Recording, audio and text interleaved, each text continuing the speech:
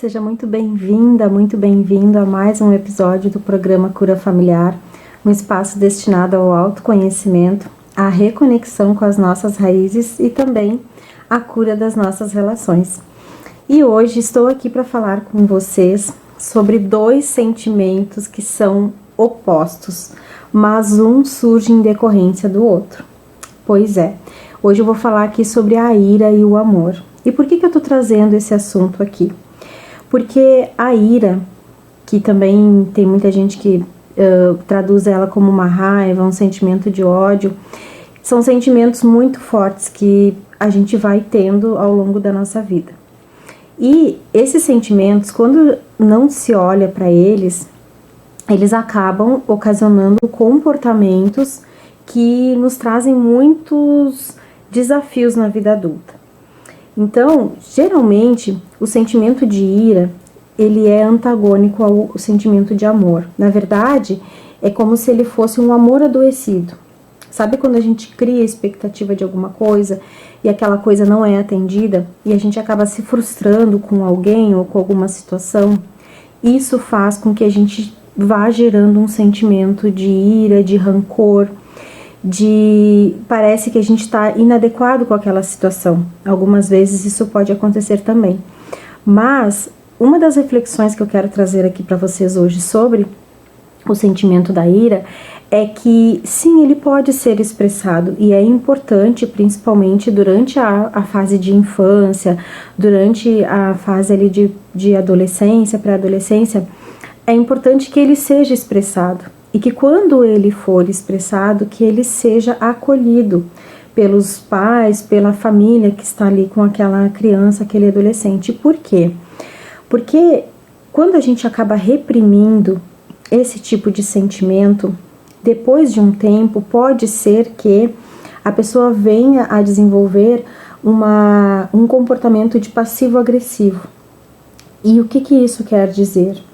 Muitas vezes, até mais ou menos ali uns 14 anos de idade, a criança ou adolescente, enfim, ela vai tendo esses momentos de rompores que a gente diz, né, de ela esbravejar assim com aquela sensação de que eu tô irritado, tô indignado com alguma coisa, alguma necessidade minha não está sendo atendida, então eu acabo explodindo. E muitas vezes essa situação, ela é vista de uma forma negativa pelos pais, por quem está ao redor. Por quê? Porque geralmente queremos que as emoções, as crianças deem conta delas, que elas não tenham esses comportamentos de birras ou comportamentos de ira, que é muito comum, principalmente com o pai e a mãe. E só que o que acontece é que quando a gente priva alguém, a criança, de ter esse tipo de sentimento, com o passar do tempo, pode ser que ela vá demonstrando uma maior dificuldade de lidar com essa situação da ira. E isso faz com que ela possa ter comportamentos que possam vir a ser agressivos com ela mesma ou também agressivos com o pai ou com a mãe. Então, aquilo que eu sinto que eu estou sendo inadequado ou que eu não estou sendo atendido na minha demanda com mãe e com pai, por exemplo, uma forma de atingir eles é ir contra as regras daquilo que eles dizem que é para mim fazer.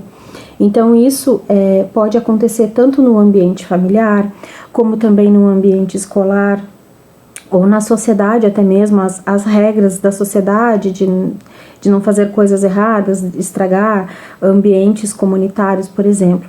Então, quando uma pessoa ela vai tendo ao longo da vida dela uma intensidade muito grande desse sentimento de ira, que ele foi sendo podado, que ele foi sendo reprimido, isso pode acontecer de que quando a criança ou adolescente chegar ali na fase entre 14 e 16 anos de idade, que é a fase onde, digamos que é crucial para esse sentimento de ira, onde essa criança, esse adolescente consiga lidar com ele.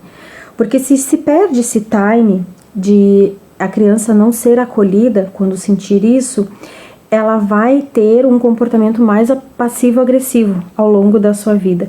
E isso vai impactar, sim, totalmente nas suas relações familiares, nas suas relações de trabalho, nas suas relações por onde ela tiver pessoas para conviver. E eu quero dar um exemplo aqui de que a ira nem sempre ela tem um tom negativo. Ela pode, inclusive, gerar um movimento para que uma situação que foi negativa, ela acabe se tornando uma força para que algo de ruim que aconteceu possa começar a ser diferente. Então eu vou citar um exemplo aqui de uma situação que aconteceu com uma mãe nos Estados Unidos, aonde o filho dela, ele foi atropelado e veio a falecer por conta de um motorista que estava embriagado. E a ira da mãe foi tão grande que ela, junto com outras mães, ela começou a criar uma comunidade, uma ONG, para exigir das autoridades leis que tivessem uma punição maior para os infratores no trânsito que estivessem alcoólicos.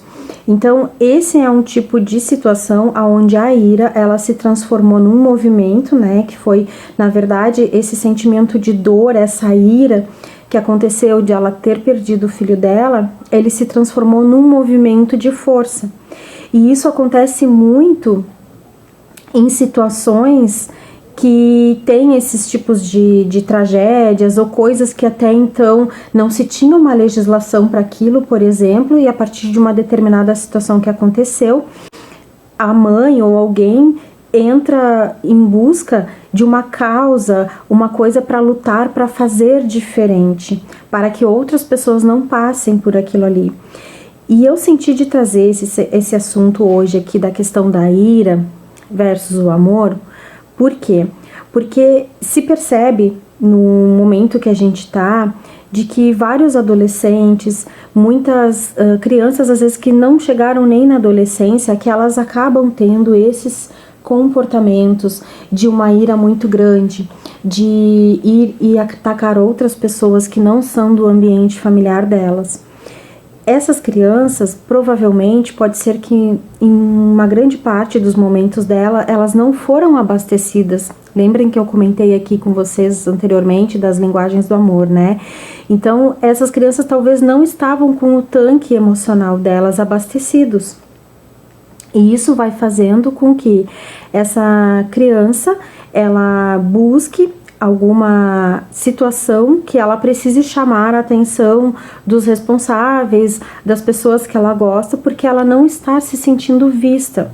Não que isso justifique fazer isso, mas o que acontece é que é um sentimento tão dolorido, porque ela pensa no inconsciente dela, e ela sente isso também, que as pessoas que estão ali, que digamos que colocaram ela no mundo, que deveriam ser as pessoas que mais dariam atenção para ela, não conseguem dar da forma como ela gostaria.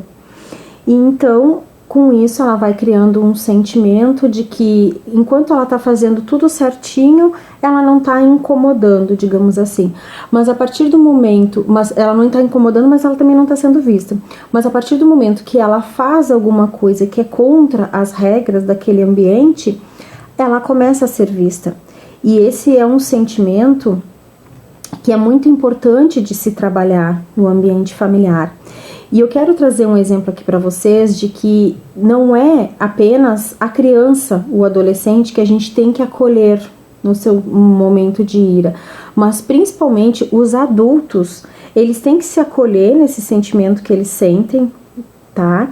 E principalmente eles terem uma forma de se corregular no momento que eles estiverem presentes com seus filhos. Então, um exemplo muito simples que acontece, é muito comum de acontecer, na verdade. A mãe chegou em casa, cansada, passou o dia todo trabalhando, então ela chega em casa, tem que preparar o jantar, ela tá ali em função da rotina da família. O pai chegou em casa, está fazendo outras coisas, enfim, pode ser que esteja ali assistindo um programa de TV, alguma coisa nesse sentido. E aí, o que a gente tem nesse ambiente? A gente tem a mãe que está ali cansada, está sobrecarregada, tem que dar conta de preparar a comida da família. tem o pai que está ali num momento, digamos, de lazer para ele, e a gente tem o filho. E esse filho, ele queria comer um biscoito, porém estava próximo do horário da janta. E aí então ele vai e pede para a mãe se podia comer algum biscoito, e a mãe diz que não. Então ele tenta, após ouvir esse não da mãe, ele vai lá e fala com o pai que ele queria comer o biscoito. E aí o pai, num tom de repressão, ele diz: não, você já ouviu a tua mãe que ela falou que não é para você comer. Aí a criança então vai e diz: então eu posso ir na casa do coleguinha para brincar com ele? E aí o pai diz que não pode, porque não é horário de brincar na rua, que tem que ficar em casa, fazer as atividades, enfim. E aí a criança foi pro quarto dela, fez as atividades. Só que ela volta novamente. E ela volta com uma bola. E ela começa a brincar com essa bola na frente do pai. E o pai, com um sentimento de irritação muito grande, já começa a reclamar que aquela criança tá brincando com a bola dentro de casa. E ele pede para essa criança parar. Só que a criança, ela quer uma atenção. Talvez a linguagem dela, pelo que a gente consegue perceber aqui, pode ser que seja tempo de qualidade. E o que acontece? O pai repreende a criança. E aí a criança, então, vai lá na cozinha e fala com a mãe: mãe, eu posso ir na casa do fulano porque eu preciso do livro tal para fazer a atividade da escola, uma outra atividade. E esse amigo era justamente aquele que ele queria ir anteriormente para brincar. E aí a mãe diz que não pode, porque já está na hora de jantar. E a criança está com a bola ali na cozinha.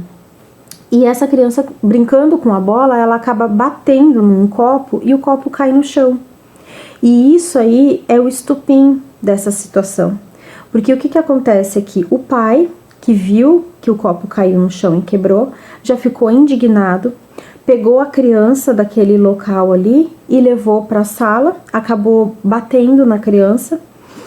E ao mesmo tempo a mãe começa a chorar, porque ela não queria que aquilo estivesse acontecendo, mas também ela está se sentindo sobrecarregada.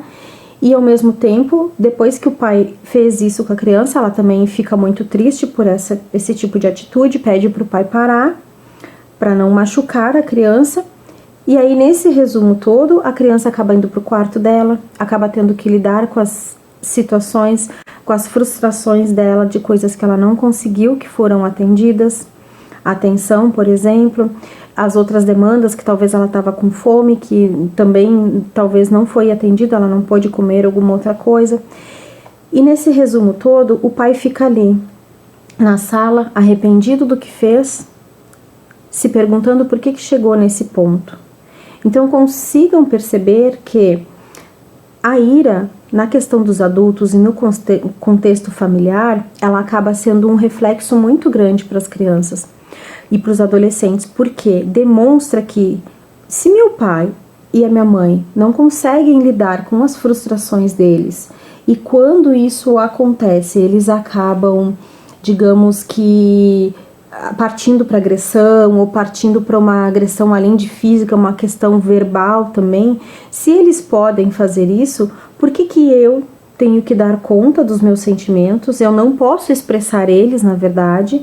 E por que eu não posso, quando eu quero, eu não posso mostrar ou fazer da mesma forma? O sentimento de ira, ele fica muito gravado na memória inconsciente das crianças, dos adolescentes e também dos adultos.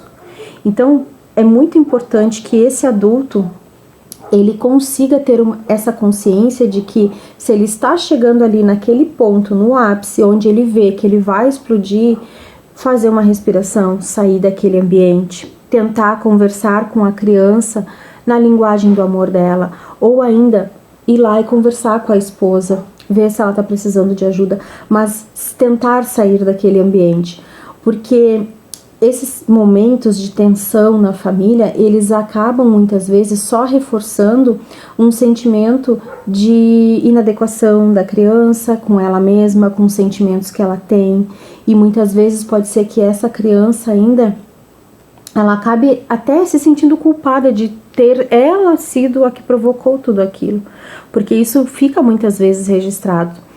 Então, esse tipo de situação, eu tô falando aqui para vocês como se fosse uma história, mas é muito comum de acontecer, porque hoje em dia as pessoas estão com uma demanda muito grande, uma sobrecarga no seu trabalho, no seu dia a dia, e acaba que quando chegam em casa, o que elas querem é descansar. Elas querem ter, os adultos no caso, querem ter um momento de lazer para eles, querem talvez não ter que fazer nada.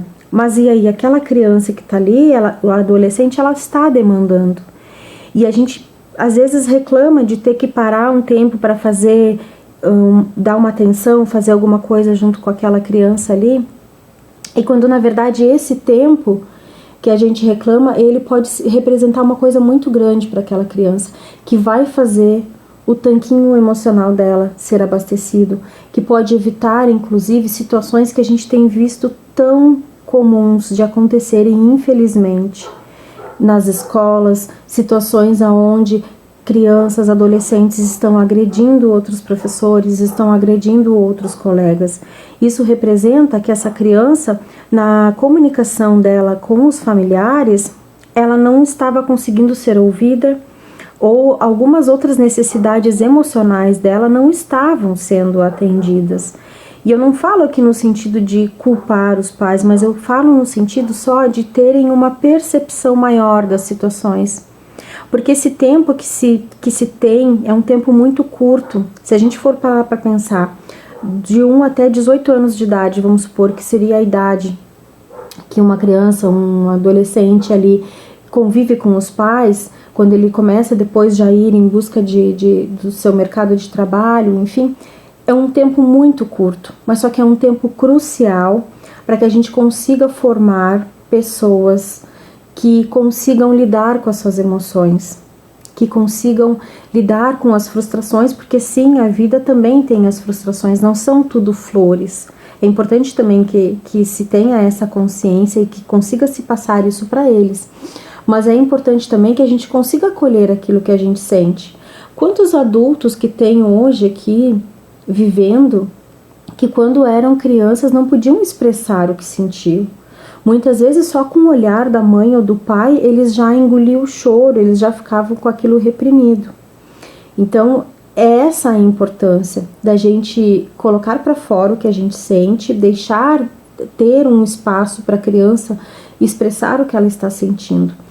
E dentro de tudo isso, a gente começa a entender o quanto é importante essa comunicação dentro do nosso lar. A comunicação pelo olhar, a comunicação pelas palavras, a comunicação do contato, do olho no olho, de realmente sentar ali, conversar, expressar o que está sentindo. Muitas vezes até é importante nessas fases de criança e adolescência que se pegue um livro sobre emoções, um livro que seja importante para a mãe, ou o pai, enfim, que eles consigam ler junto com a criança e que tenham situações ali que acontece algo inesperado, que seja uma decepção de algum dos personagens, e se interrogue para essa criança, para esse adolescente, como que você se sente vendo esse tipo de situação acontecer? Para que você consiga entender como é que aquela criança está lidando com os sentimentos de frustração dentro dela. Qual que é a percepção que ela tem disso? E essa comunicação, ela é uma coisa muito simples, mas que a gente consegue ir tendo uma consciência e um entendimento e conhecendo mais os filhos que moram com nós. Porque muitas vezes os pais estão ali, mas eles não estão presentes 100%. A cabeça está em outro lugar, ou às vezes estão só em questões de telas ou coisas assim. E isso tudo as crianças conseguem perceber muito. E aí que vai gerando também esse sentimento que eu comentei, de eles se sentirem muitas vezes culpados por terem uma situação de discussão na família, e também de talvez em algumas situações se sentirem até mesmo inadequados. E eu quero contar aqui para vocês uma outra historinha que eu tive a oportunidade de conhecer num curso que eu fiz, que fala muito sobre essa questão da gente permitir e perguntar as coisas para os nossos filhos ou para quem mora com nós. Eu sempre digo que o óbvio precisa ser dito. O que é óbvio para mim pode ser que não seja para você que está aqui me assistindo. Então a historinha é a seguinte: uma mãe, ela tinha apenas uma laranja e ela tinha 2 filhas. E as 2 filhas queriam a laranja. Então a mãe, pensando, né, na possibilidade de conseguir atender as duas na demanda delas, pegou e cortou a laranja ao meio e deu para ambas. Só que nenhuma das filhas ficaram felizes. E sabe por quê? Porque a mãe não perguntou para elas para que elas queriam a laranja. Uma delas queria a laranja apenas para fazer suco. Queria só o suco da laranja, na verdade. E a outra, ela queria as raspas da casca da laranja para poder fazer um bolo. Então, por uma falta de comunicação, por uma falta de uma pergunta da mãe saber qual que era o objetivo que elas queriam da laranja, ela sim pensou da melhor forma, que era pegar e dividir essa laranja ao meio e dar para suas filhas, só que dentro da percepção de cada uma, a necessidade delas não foi atendida, porque elas queriam uma outra forma a laranja, não a metade. Então é um pequeno exemplo, uma pequena historinha que nos traz muita reflexão. Que tipo de perguntas será que você está deixando de dizer? Que tipo de coisas que você não está expressando? Pode ser que você está ali indignada, que você chegou em casa, quer arrumar a casa, tem a refeição para fazer e o teu marido está sentado lá, mas você já verbalizou isso para ele? Porque a comunicação entre casal, entre homem e mulher, ele é muito diferente. As mulheres, elas sentem mais e os homens são mais racionais. Então, muitas vezes, pode ser que tenha uma peça de roupa ali no meio da sala. O marido vai lá e pergunta onde que tá a minha peça de roupa. Ele não consegue, ele não vê que tá ali. E a mulher já tem esse olhar um pouco diferente. E é importante que se tenha esse entendimento de como funciona o homem, como funciona a mulher, como funciona a mente das crianças, dos adolescentes, para que a gente consiga criar realmente conexão com essas pessoas, que a gente consiga ter um entendimento maior, para que não aconteça que depois tem uma situação de tragédia em algum lugar e todo mundo fique abalado com aquilo. Claro que situações como essas bem provavelmente vão ainda acontecer, só que vocês conseguem perceber que coisas mínimas que a gente pode ir fazendo no nosso dia a dia, o quanto elas são importantes e o quanto preventivas elas são ao longo da vida da gente, porque tudo aquilo que a gente não consegue lidar na nossa infância, passa a nossa adolescência, que é uma fase que é muito intensa em questões hormonais, e a gente sabe como que é, e para eles lidarem com esse turbilhão de informações que se tem hoje, com esse turbilhão de emoções, de demandas que se tem, é muito desafiador também. E se eles não têm alguém do lado para confiar, que eles consigam se corregular, que eles consigam aprender a ir se autorregulando, como é que vamos exigir que esses adolescentes eles cheguem na fase adulta e eles consigam lidar bem nas relações deles? Então eu quero, com essa fala, deixar essa reflexão. Que tipo de coisas que você está deixando de perguntar ou está deixando de falar na sua família, que pode ser que tenha um impacto muito importante na vida futura. E eu quero convidar para vocês dizer que compartilhem esse conteúdo, se fez sentido para você, entregue, mande esse conteúdo para aquela pessoa que você sente que vai ser contribuição de alguma forma. Espero vocês no próximo programa. Até mais!